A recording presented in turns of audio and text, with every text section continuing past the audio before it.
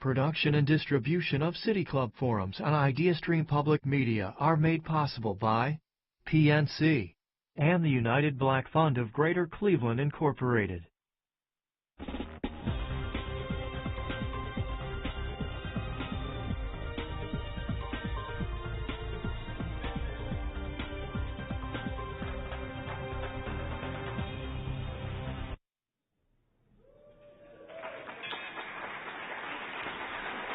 Good afternoon, and welcome from the campus of Cleveland State University. It's Tuesday, November 1st, and I'm Kristen Baird-Adams, President of the Board of Directors of the City Club of Cleveland, where we are devoted to convening conversations of consequence that help democracy thrive.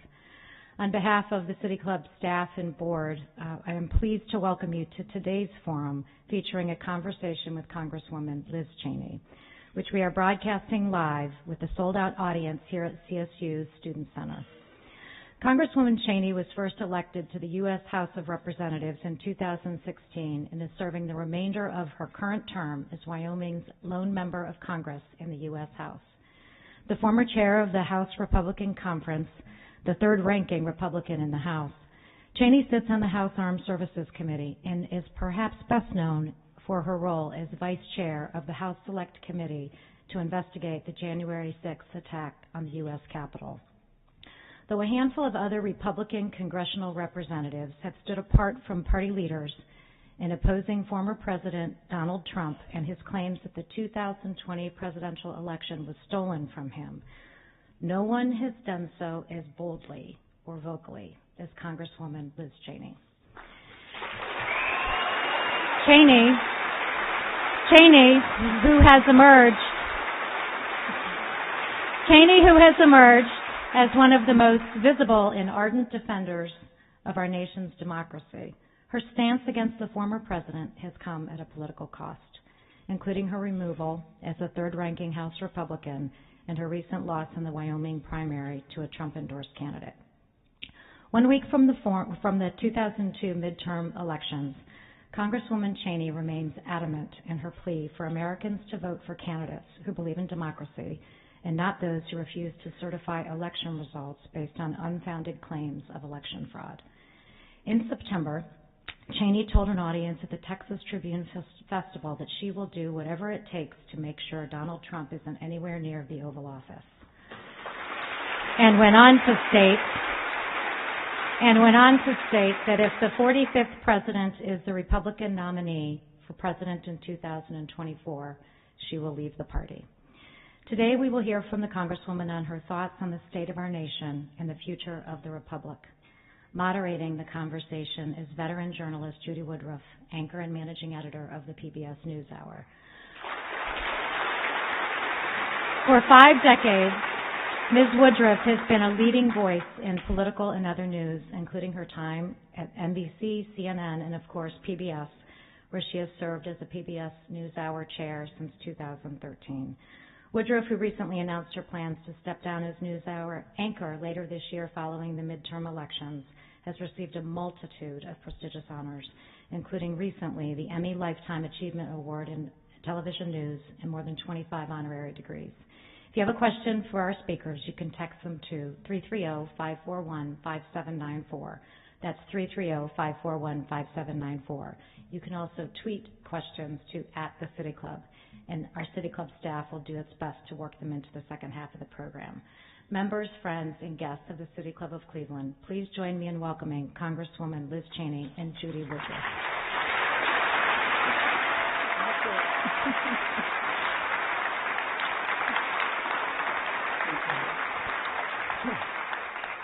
Thank you so much for that very warm welcome. I am delighted to be here, and I'll let Congresswoman Cheney speak for herself, but we had a pretty hairy morning getting here. We know each other a lot better than we did a few hours ago. I am delighted to be here and honored to be taking part in this conversation at this important moment for our democracy.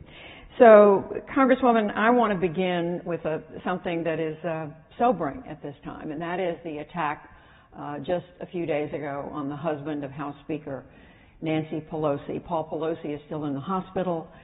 We know the man involved in this has been charged with second-degree murder.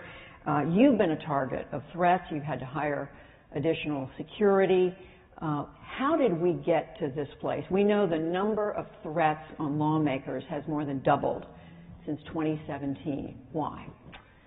Well, first of all, I know all of our thoughts and prayers are with Paul Pelosi, with Speaker Pelosi, with their whole family.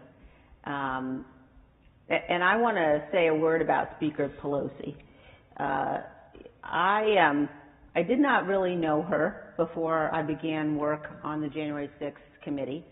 I'm not sure if I had ever spoken to her, actually. But since I have been on the committee, and I say this, everyone knows, she is a liberal from San Francisco. I'm a conservative from Wyoming. There are many, many issues, maybe most issues on which we disagree. But I think that she is a tremendous leader. I've watched her up close. She's a leader of historic consequence. She has put this committee together and demonstrated her commitment to the truth.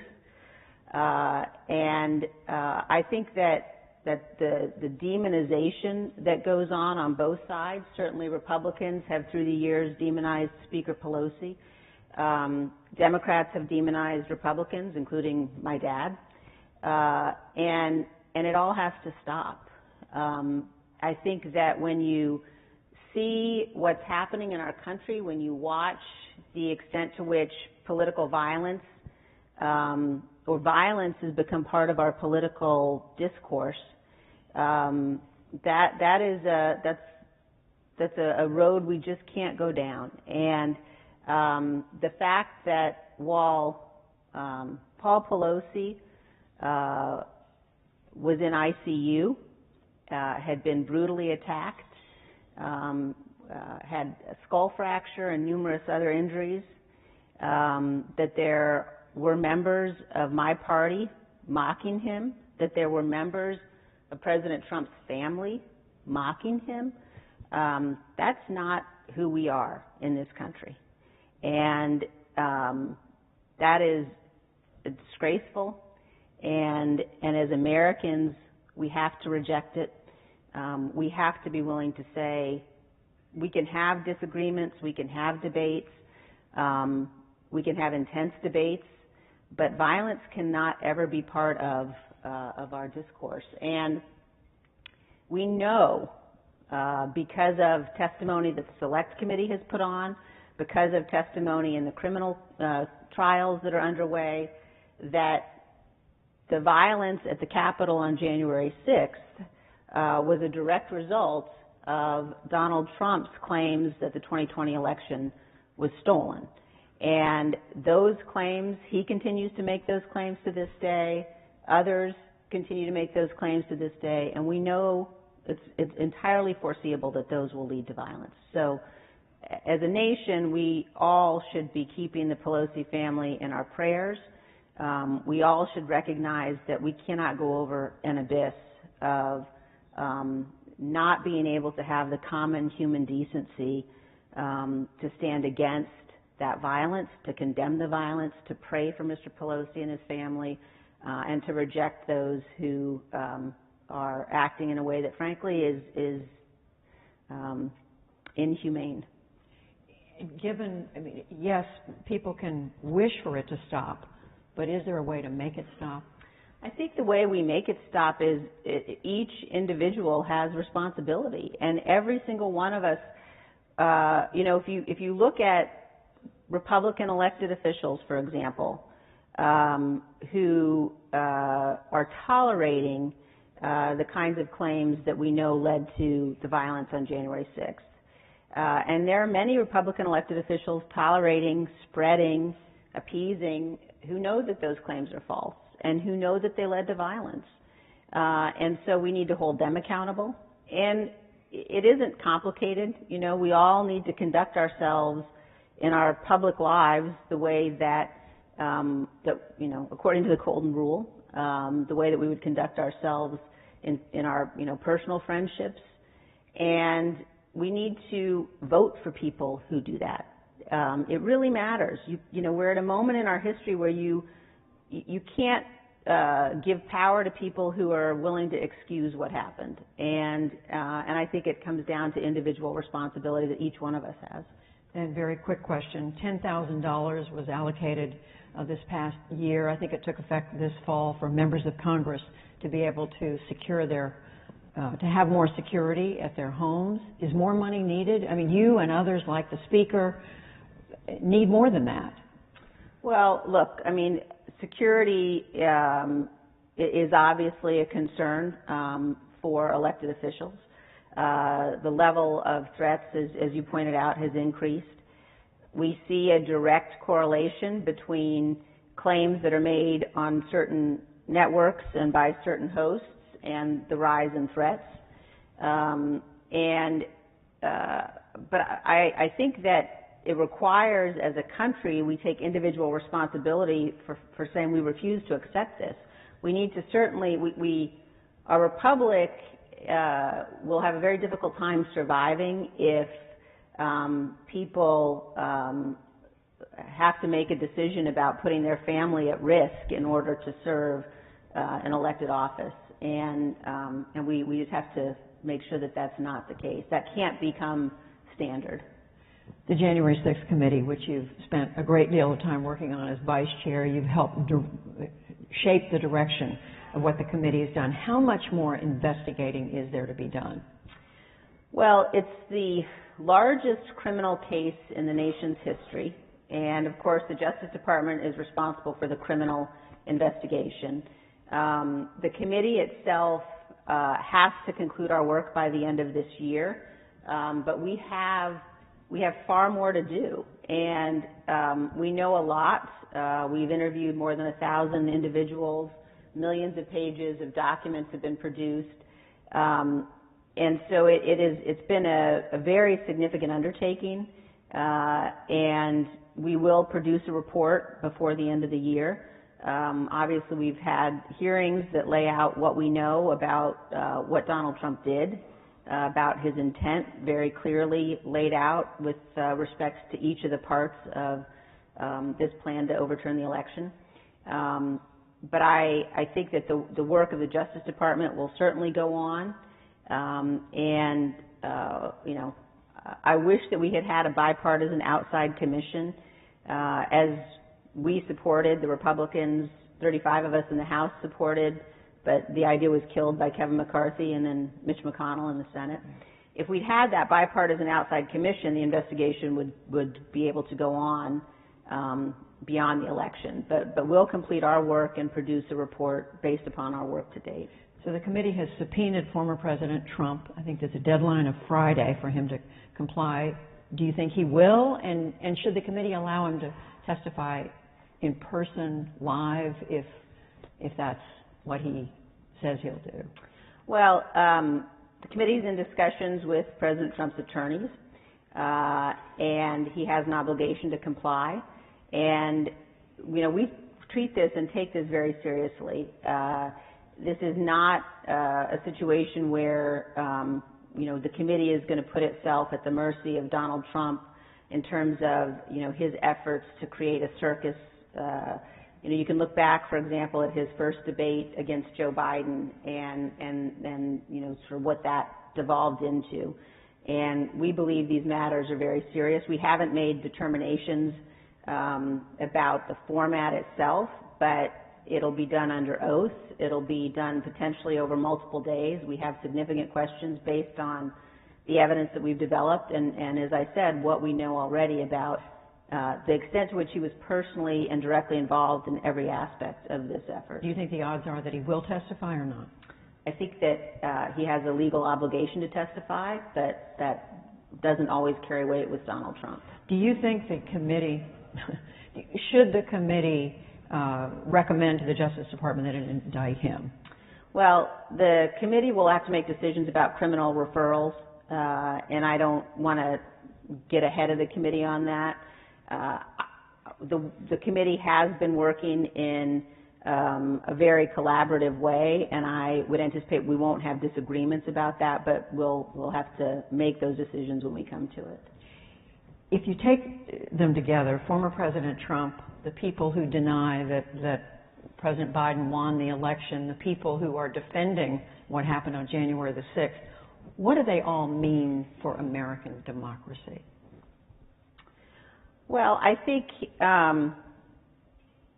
I think about it in terms of I differentiate between elected Republicans and Republican voters. I think that there are millions of Republican voters across the country who have been betrayed by Donald Trump. There's a young man who ran for Congress in Texas named Michael Wood, and he, I think, put it just perfectly. He said that Donald Trump preyed on the noble patriotism of millions of Americans. And he really did. He didn't just prey on their patriotism. He told them that their patriotism required, in some cases, if they wanted to save their country, they needed to march on the Capitol. He took their patriotism and turned it into a weapon against our very democracy. And so I think that people have been betrayed. If you look at our elected officials on the Republican side, you certainly have some who believe the lies. I think that's a very small number. But you have a significant number who know that the lies aren't true, but who are accommodating them. And that's really dangerous, because it leads to this question around the country of people saying, well, if these really are lies, why aren't there more Republicans saying so? And if this really is a dangerous moment, why are people campaigning with some of the most dangerous election deniers? And they're doing it for their own political purposes, and I think that is a dangerous moment for the country. Dangerous for our democracy. Yeah. You said in a television ad that the Republican candidates for governor and secretary of state of Arizona are a threat to democracy.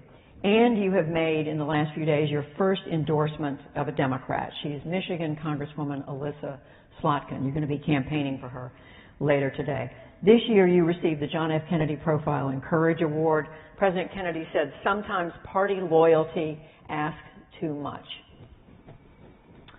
Well, look, I think I've been a Republican ever since I first cast a vote, which was 1984. And I don't think I've ever voted for a Democrat. I've certainly never campaigned for a Democrat. But we're at a moment now where my party has really lost its way, and it's lost its way in a way that's dangerous. It's dangerous because we've become beholden to a man who was willing to attempt to stop the peaceful transfer of power. That's never happened in this nation before. And my view is, if you really are a conservative, the most conservative of conservative principles is fidelity to the Constitution.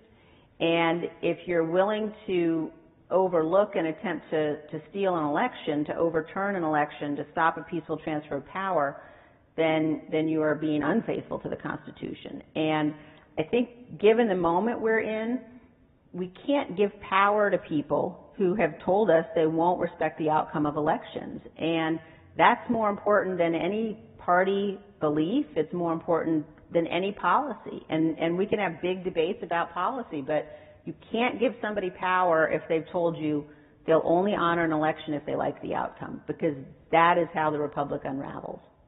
So that endorsement, again, in your campaigning for Congresswoman Slotkin today, we know here in the state of Ohio, bitter contest underway for the United States Senate seat. You served 6 years in Congress with Tim Ryan. You've often voted differently from him.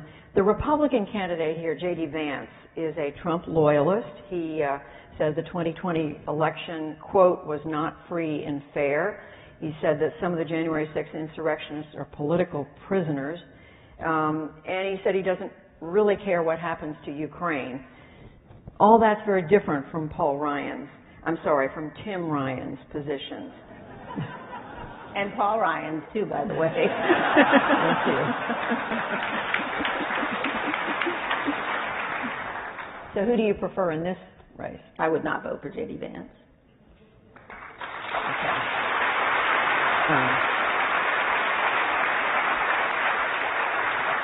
So if you were a Buckeye State voter, you'd be voting for Tim Ryan? I would. Okay.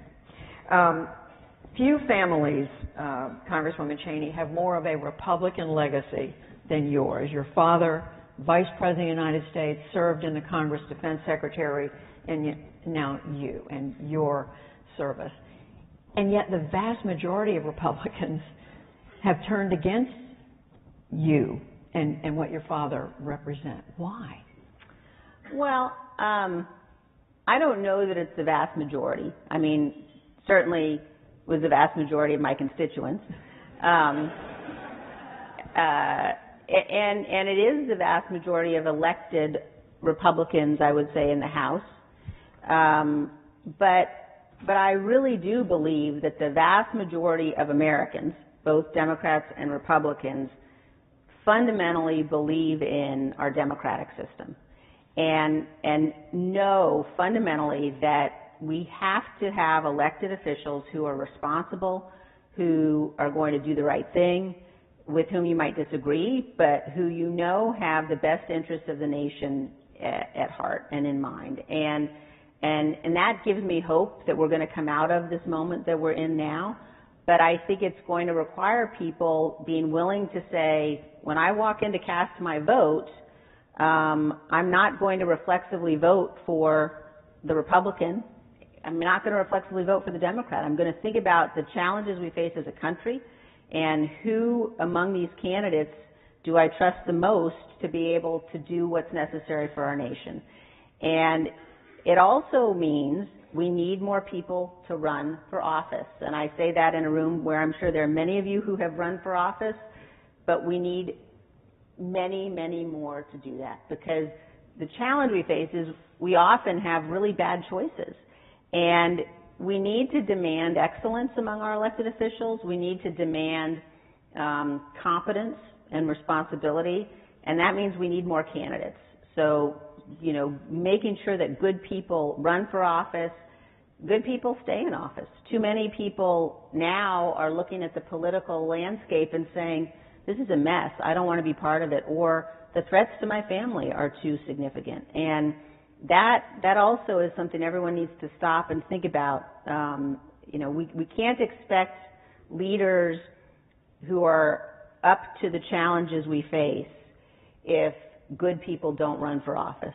And so we really need more candidates. We really need people to put their names on the ballot and get into this fight. Are there other Democrats you might endorse between now and next Tuesday? Possibly, Judy. I endorsed one just now 5 minutes ago. So.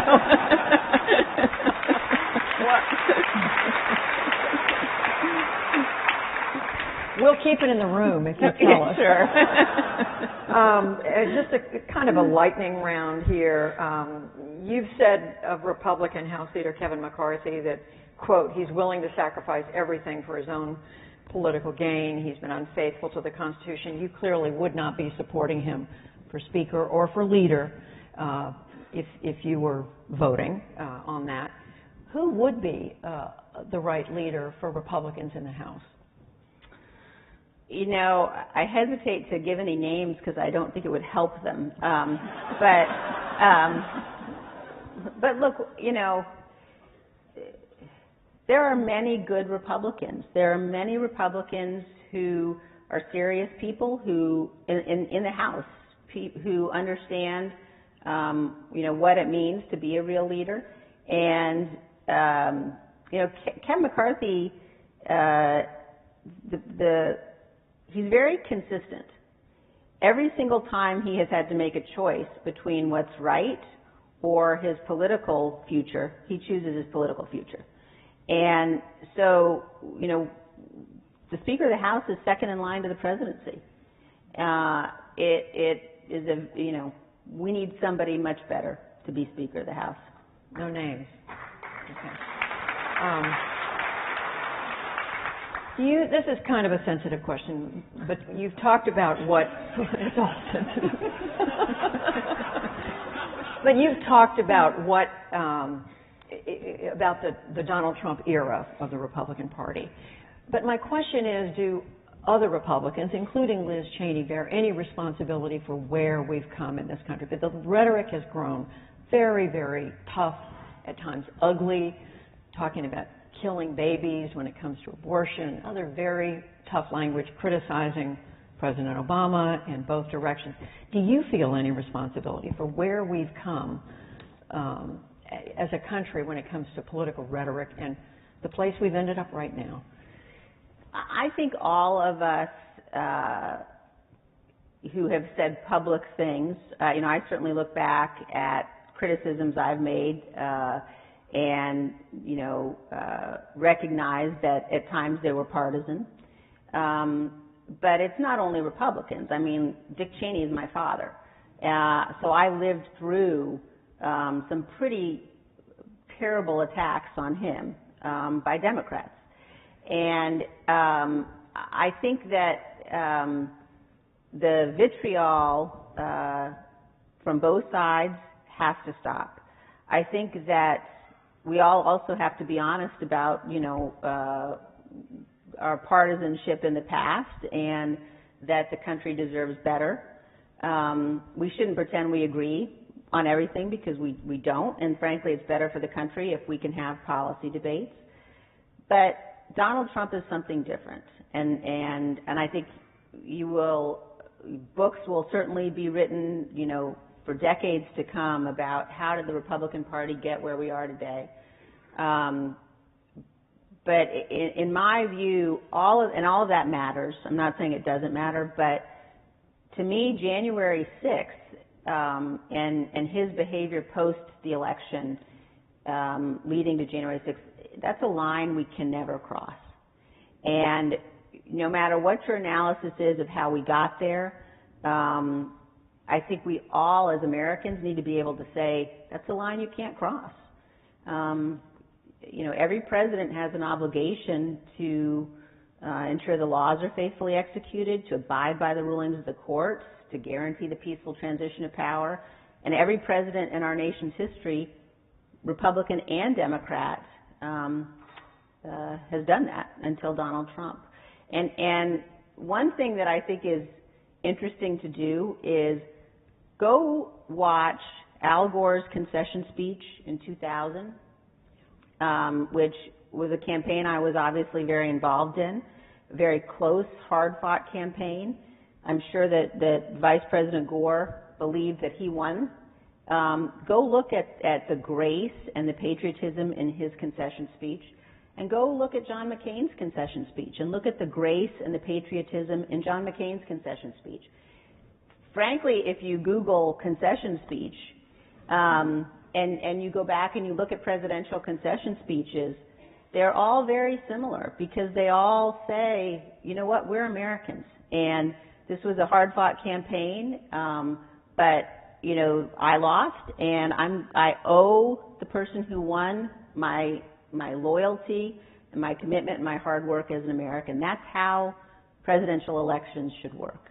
And this is supposed to be my lightning round, so I'm going to ask you very quickly. Are you worried, in just a few words, that we will see a number of candidates next Tuesday who don't concede? Yes, I am, and I'm worried that we could see a number of candidates elected in really important positions as secretaries of state, as governors, who could decide that they are not going to certify results in 2024.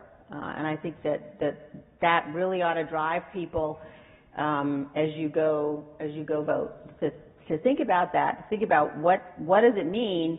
You can disagree with somebody's policies, but once you give power to somebody who won't respect an election, you have to ask whether we're going to get any other future elections.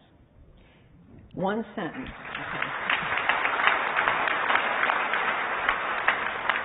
One sentence. Sum up President Biden's time in office so far.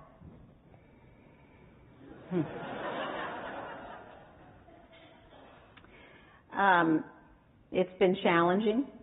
I only get one sentence. I think on some issues we've seen very important bipartisanship, like aid to Ukraine.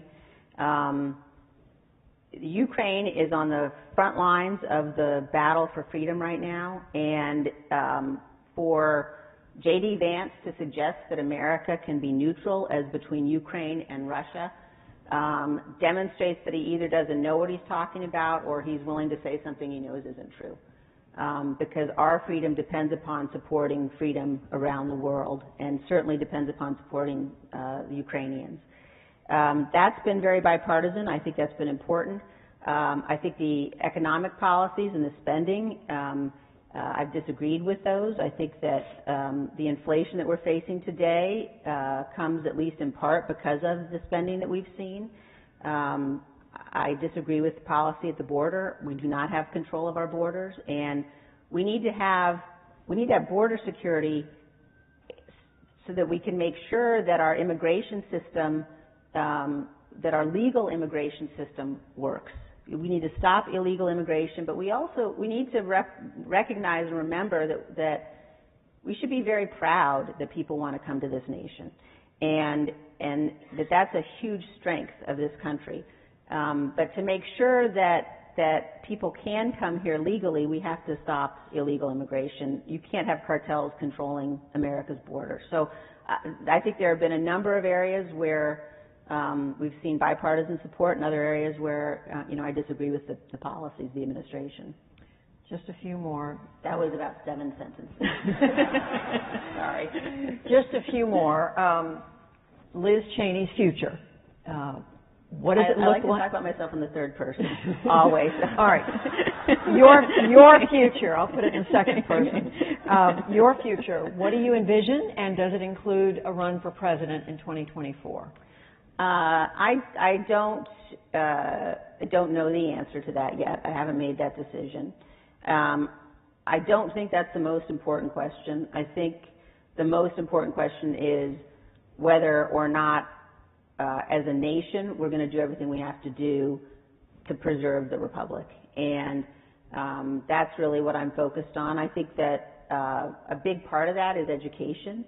We were talking earlier, I've spent a lot of time on college campuses in the last several months, talking to young people about the great blessings of this country, and about their duty and their obligation to serve, and about what we all need to do to make sure that our young people are equipped with the knowledge about our Constitution and how it works, and what does it mean to be a nation of laws. We don't teach American history the way we should anymore, and I think that some of what we're seeing today is because of that. When members of Congress stand on the floor of the House, as one did, and say things like, we don't have to abide by the rulings of the courts, that tells you how deep this problem is.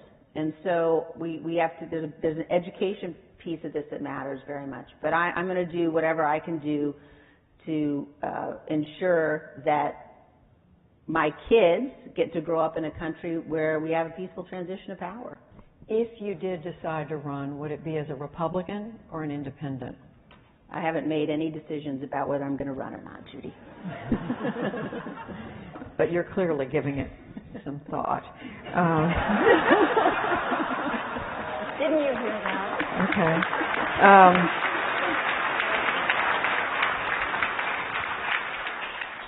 And finally, next Tuesday, what do you believe is likely to happen? I don't want to predict. I think that we have a number of races that are very close, and I think that it's going to matter what happens in places like Ohio. It's going to matter what voter turnout looks like, and I also think the challenges we face are going to take more than one cycle to fix. And so certainly I hope that we defeat people who are election deniers. I hope that we are able to incentivize serious candidates. And, I'm working to make sure I do everything I can in that regard. But I do think it's going to take more than one cycle. Is it better for the country if Republicans take control of the House?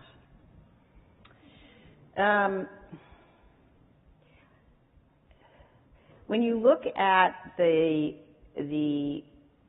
people who, when you look at a number of the people who are in the Republican conference today, people whose views were fringe 2 years ago, but who now have got tremendous power, I think that the American people need to understand these are not serious people. People like Paul Gosar and Marjorie Taylor Greene, who've appeared at white supremacist conferences, who've said things that are clearly anti-Semitic. Those people will have tremendous power in a Republican majority. And, you're already seeing what that means in terms of Kevin McCarthy being willing to placate them. And so I think that people just need to understand what it will mean to have a Republican majority in the House of Representatives. The people who will be running the House of Representatives in a Republican majority will give authority and power to some of the most radical members of the conference, and I don't think that that's good for the country. So you're saying it's better for the country if I think I'll leave it the way I said it. We heard you. And just finally, if Republicans do take control of the House, is that, among other things, a validation of Donald Trump? Look, as I said, this is, number one, a fundamental fight for the soul of the country, not just for the soul of the Republican Party. It's a fight that we have to win because the stakes are so high, and it will likely take more than one cycle to make sure that the people who believe in our democracy, our constitutional republic, who believe in the importance of our oath, that we prevail, and it's going to take everyone getting involved. I can't stress that enough. At the end of the day, I'm confident that Donald Trump and those who would thwart our democratic process will not prevail, and I'm going to do everything I can to make sure that's the case. Congressman Liz Cheney. Thank you. We're about to begin the audience Q&A. We're about to begin the audience Q&A. I'm Kristen Baird Adams, President of the City Club Board of Directors. We are joined today by Congresswoman Liz Cheney, who is discussing her thoughts on the state of the nation and the future of the Republic with PBS NewsHour's Judy Woodruff.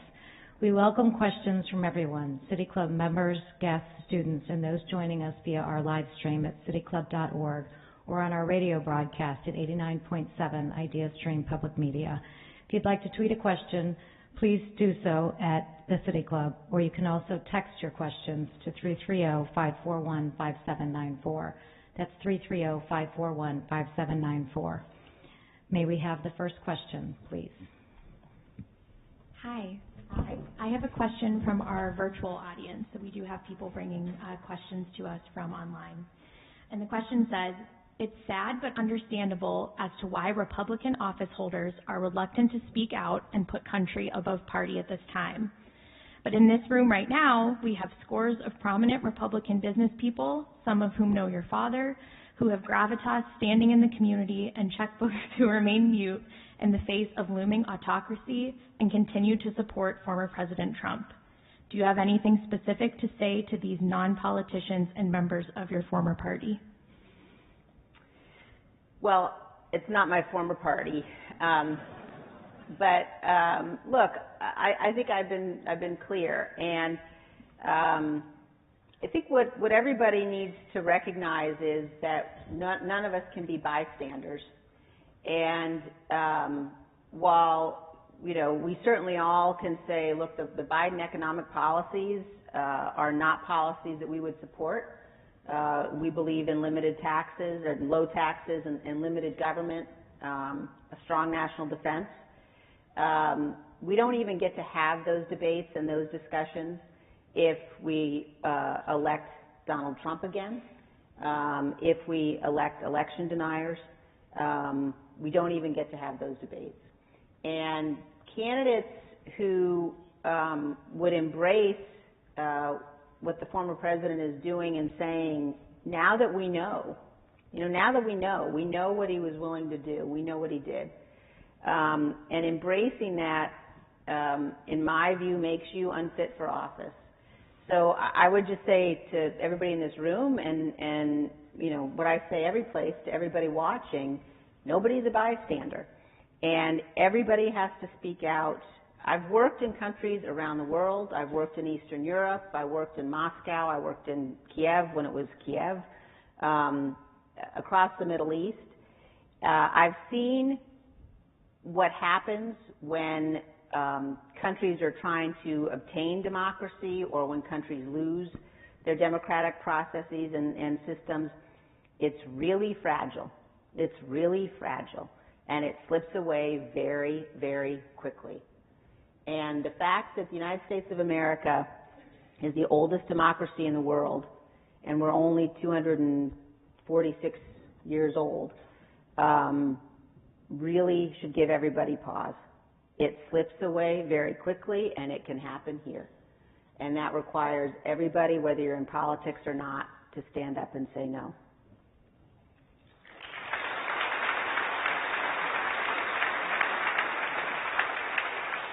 Good afternoon. My name is Merle Johnson, and I'm on the State Board of Education for Ohio. Good afternoon. Critical race theory examines how systemic racism exists because of government policies. It's not accidental. It's not because of individuals. It's systemic. And members of your party developed laws.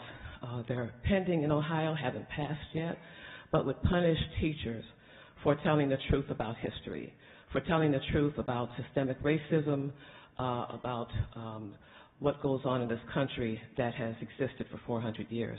My question to you is, where do you stand on those laws that censor teachers and punish them by taking their license away here in Ohio if they do tell the truth about American history? Well, I don't know the specifics about the Ohio laws, but let me answer you as a mother of 5 kids, and as a student of American history. I think that we have to find a way in this country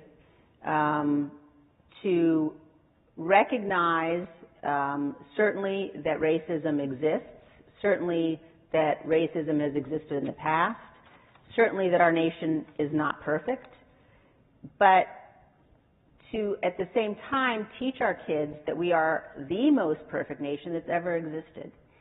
And when I think about teachers and I think about what we need to do to empower our teachers, I think if everybody in this room thought about the teachers that we all were the most affected by, they were teachers who had a passion for what they were teaching. They were not teachers today. I see, standardized testing, for example, that takes so much of a teacher's time. They can't teach the subjects that they love. But I also see, one of my daughters was in a history class in high school in Wyoming, and the teacher said to the class, I want everybody who thinks America has been a force for ill to line up on this side of the room. And I want everybody who thinks America has been a force for good to line up on this side of the room. And my daughter was the only one who lined up on the force for good side. And the teacher said to her, maybe you misheard me. That's the side where you believe America has been a force for good.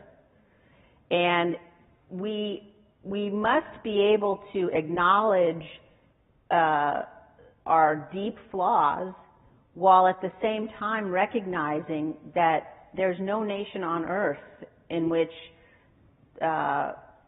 human freedom and liberty and the values of our founding documents has been more respected than they are here. And I think we have to teach our children that the way to be a more perfect union is through the founding documents. It's through the Constitution. It's not a rejection of the Constitution. And recognize that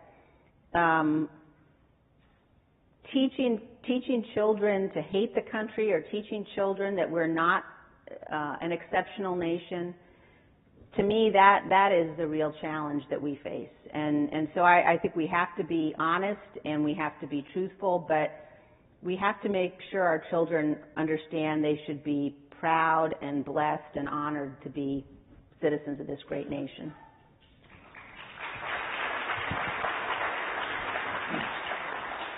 Ms. Cheney, as a first-generation American, I'm horrified by the last elections and the message it sends abroad. We see dictatorships taking hold of democracies, and ongoing battle between Trump and the Republic makes it very hard to tell that America is on the right path, and that's the way the world should be. What do you say to those countries that were, Erdogan in Turkey or Bolsonaro in Argentina, on and on and on? What do we do to change that outlook and for those countries to become more democratic rather than less democratic? Well, I think the first thing that I would say to them is no matter what challenges you see the United States going through right now, and they're significant, in some ways they're unique, but don't bet against America. That we as a nation have to recognize, and this is where the notion that somehow America is neutral in battles about freedom, that must never be. We've got isolationist forces in our party. They tend to be in the America First movement. That they call themselves America First, but it's isolationist if you listen to the leaders of that movement. And historically, we have had isolationism in both parties. I'm sure everybody saw that you had about 30 progressive Democrats issue and then retract a letter suggesting a change in policy with respect to Ukraine. When you think about America's role in the world, there's a lot of rhetoric now. Sometimes people call me things like warmonger, because I believe America must lead. Nobody wants war. War is a horrific thing. But we have to make sure that democracy is better armed than tyranny, because you will have situations like you have today in Ukraine where you have a tyrant who's decided to try to impose his will by force, and democracy has to fight back.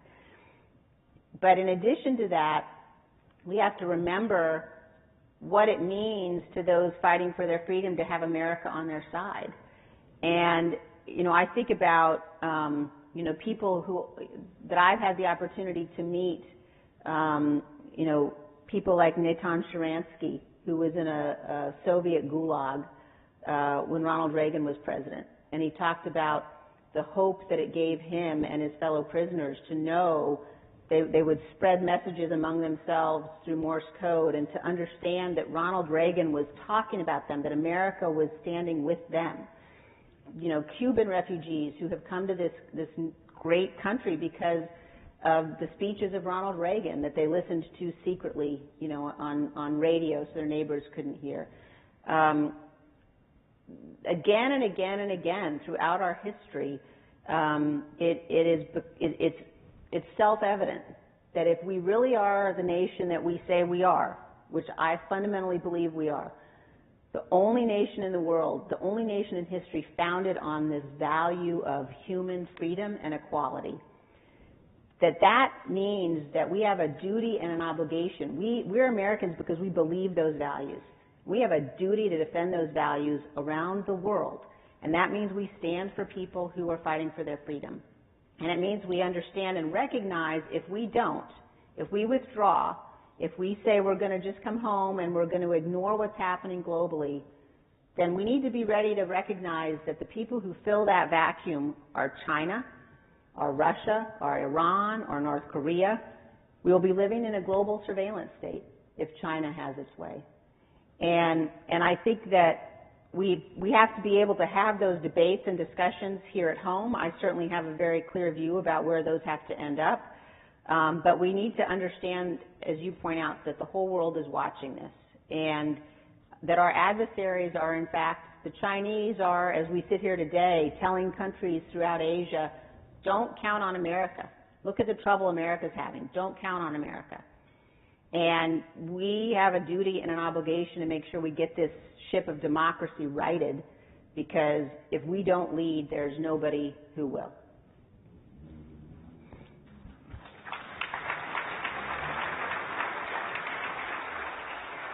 Thank you both so much for coming. Congresswoman, it seems to me that over the years, voters have been less and less willing to consider a candidate's character when they vote. Do you agree with that? And if so, how do we elevate character again as a consideration when people are voting? Thank you. Yeah, it's a very important point, and it's one that certainly comes up as we think, for example, about legislative recommendations of the January 6th committee. We have made legislative recommendations. We've passed a Electoral Count Act reform bill. We'll have additional recommendations. And we have an obligation as part of the committee to propose legislation to help prevent another January 6th. But it is also very clear that if you elect people who are willing to blow through the guardrails of our democracy, they will blow through the guardrails of our democracy. And that goes to your point about character. And I think that we have to recognize that behavior that is tolerated becomes accepted.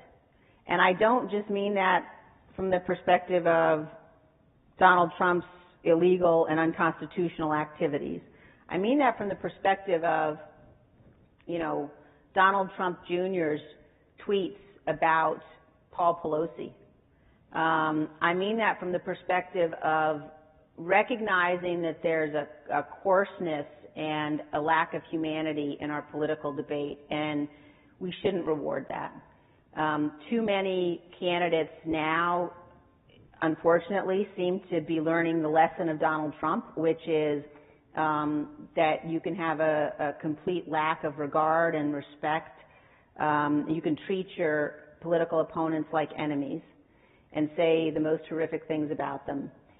But we know words matter. And it comes back to where I began, and I do think this is the ultimate solution. It's individual responsibility, what we tolerate as voters, and what we're willing to accept from the people that we vote for. But it really does matter fundamentally. Thank you for your difficult stances you've taken, Congresswoman Cheney. Over the past several decades, and as you said, pretty much since you've been politically active, Republicans have managed to use a long-term strategic approach to push a conservative agenda in a lot of different political environments, even when they don't have control over the White House or the Congress. What do you think Democrats could do differently over the next 20 or 30 years to make progress with their agenda? It's a really good question, and I'm just laughing because I spend more time with Democrats now than I used to. But I think that, like, on some level, we each think that the other guys are better organized and more effective and more strategic, and I think that I'm not sure, the things that we think about each other, are not necessarily true. But I'd like to see both parties be forced to fight on the basis of substance and policy. And the most interesting and important debates that we have in the House are debates about substance. There is nothing, I think, that's better for the country than having, members of Congress really engaged in a battle of ideas where we're learning from each other, but we've also done our homework and we're standing up for what we believe in. And I think that we need to demand that from both parties. And both parties could do a lot better at fighting these battles on the basis of substance. You don't want to give the Democrats any more advice? No. Okay. Do you have any other?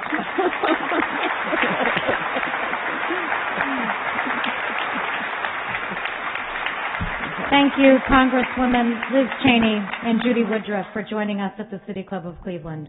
We would also like to thank our hosts here at Cleveland State University and our production partners at IdeaStream Public Media. Today's forum was made possible thanks to the George Gund Foundation, Falls Communications, G2G Consulting. Additional support was provided by Capital Partners and Mary Corey.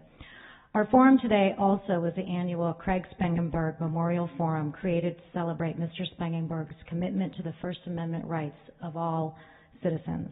We're grateful to the law firm of Spangenberg, Shibley, and Leiber for its support.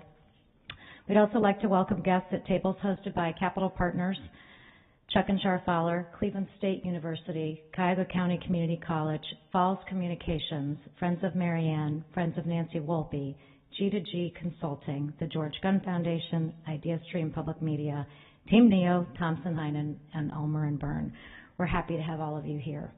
Coming up next week at the City Club on Monday, November 7th, we will hear from the 2022 National Teacher of the Year, Kurt Russell.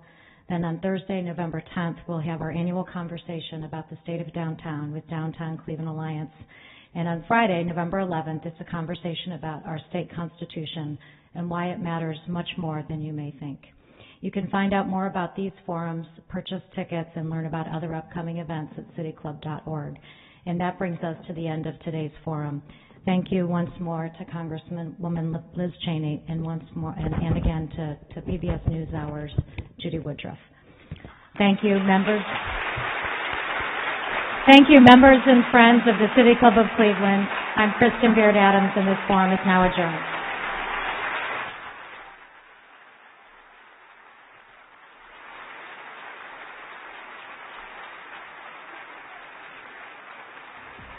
For information on upcoming speakers or for podcasts of the City Club, go to cityclub.org.